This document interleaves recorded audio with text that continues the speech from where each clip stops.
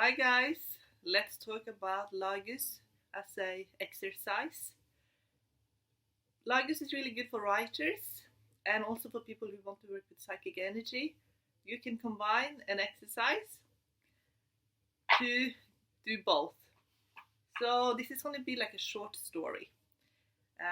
And again, this is not about whether the story is going to be good or bad. It's not about anything. It's just an exercise. So you have your runes, and if you don't want to use the last few runes that we haven't talked about, you can take them out, or you can just use all of the runes and just read up on the keywords maybe on the other runes. You can also, if you want to, just also use the runes that you're really comfortable with as well. That's up to you. But anyway, you're going to cast the runes. And you just cast them. Here is some new runes that I got. They're called acorn runes. And the only rune that showed itself was Gera. And then there's a few runes here as well that you can't see. Oh yeah, there you go. Actually, if I do this, it's actually Laguz reversed. So, and then I think, okay, Daga's there, okay. So then I'll start writing my first page. So I just look at that and I just start writing whatever comes to my mind when I look at that. And then I write until there's nothing more that I can write. So even if it's only a few sentences, or if you write a whole full page, that doesn't matter. Then you do it again to continue the story. You just cast the runes again. You can also do this if you already have a story in mind. I'm already writing a story, so this helps me unblock when I get blocked. And you look at it until the story comes to you, basically. And if nothing comes, you just have to look at it. You can also incorporate the tarot cards, just pull out some cards to get you, even if you just get a little bit. But it gets easier. And if you don't get anything, it's because you think perhaps that what you're writing is not good enough, whatever. But the point of this exercise is to just produce something. It doesn't have to be good or bad. That can come afterwards when you are rewriting and editing and things like that. But for now, you just want to write a short story. Or for those of you who want to write maybe a long story, a book, you can do that as well. Okay, so the next exercise, we're going to use both the tarot cards and the runes. So, and you can take out the runes we haven't talked about yet, if you want to, and practice with the runes that we have, because this is more, again, this is about words, putting words to something and formulating sentences, and this is again about creativity. So you're going to pick a card, 3 of Wands. Then I'm going to pick a rune, and it is Notice. And it is Hagalas.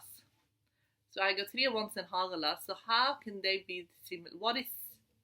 If I had Hagalas and I was going to read with the context of 3 of Wands. So it could mean that perhaps you feel overwhelmed in an enterprise. Maybe you feel like your ships are not coming in. Maybe you feel like the next stage in your enterprise is just not going to happen. Maybe like if you are a freelancer, maybe you're not getting work. Maybe you feel like you're a bit stranded on an island and you can't get out. You're isolated from the rest of the world. Things like that. 3 of Wands can mean when some people feel like they hit the end of the road a little bit and they just don't know what the next step and stage is. And they feel a bit trapped. So, and then you can keep 3 of Wands there, pick another rune. And it's Pertro. So how can 3 of Wands be Pertro? How can they be the same? So Pertro means recreational. It also means the unexpected. So this could be then with 3 of Wands. It can be something they do recreational. It can even be sport. But if it is in business and you get Pertro, then it means that all of their, when the ships do come in like customers, it's all unexpected. It can also mean that where they're going to be successful is in a recreational business. It can be very much connected to games and also for people who want to be readers. it's communication, but often then long distance. So it could be setting that up. So it's about networking in the end, especially with pets, it's networking. Okay, let's do one last one.